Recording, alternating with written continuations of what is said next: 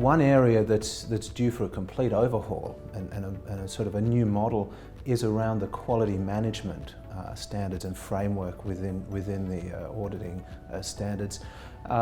Can you tell us a little bit about, how you see that impacting when it comes to auditors and then also importantly other stakeholders and around that trust and confidence? Sure.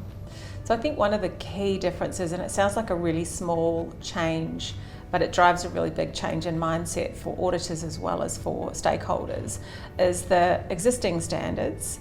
ISQC1 has the C word in it being control. So it's all about your system of quality control.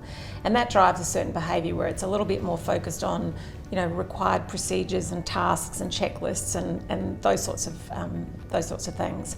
We've changed that word to management. So this is all about how does an organisation manage their quality, like what systems are they putting in place to manage it? Yes. And that simple change, it sounds really simple, but it has absolutely changed the mindset, I think, of a lot of people who are thinking about it very differently. Yeah. Well, words matter. Words matter, absolutely. Yeah. And if you think about the approach that we're taking in, I call it the suite of 3 standards. Obviously, one of them sets the foundational framework of your system of quality management.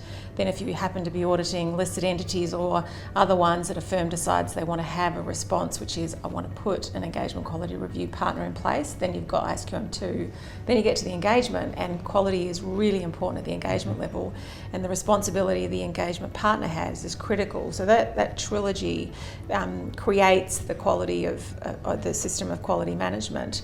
And if I think about it as an auditor, which I think is a reasonably simple way of looking at it, is it's not about the required procedures of do A, B, C and think about these things. It's about think about the business that you have as a firm. Think about where some of the risks are, or where all of the risks are, to there being a quality problem coming out of your product. So if you think about, well, what can go wrong with that?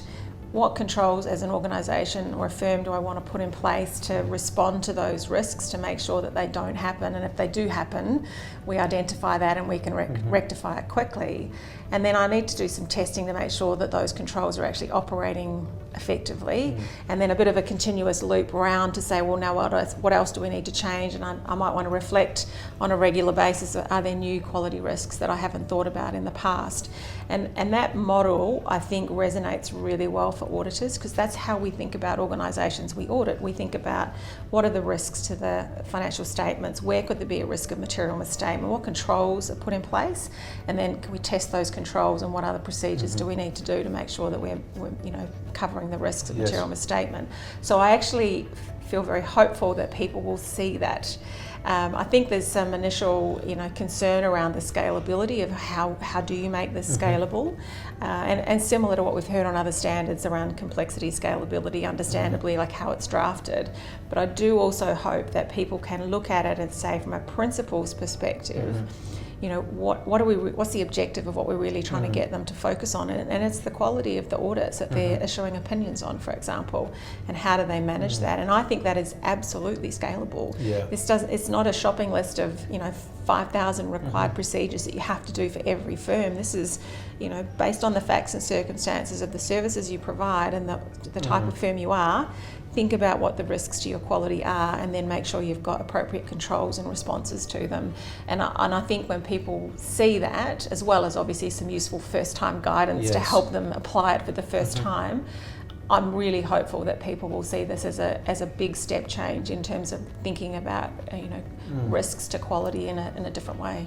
Yeah, look, the change in wording from control to management sounds almost like from compliance to management, and I'm hopeful that will mean it's more scalable, just for the fact that you're looking at what risks are there, which will be very different depending on the scale of a practice, and therefore how do you manage those rather than sort of ticking off a list of things. So we certainly we'll be very hopeful for that and to help with that guidance piece for chartered accountants.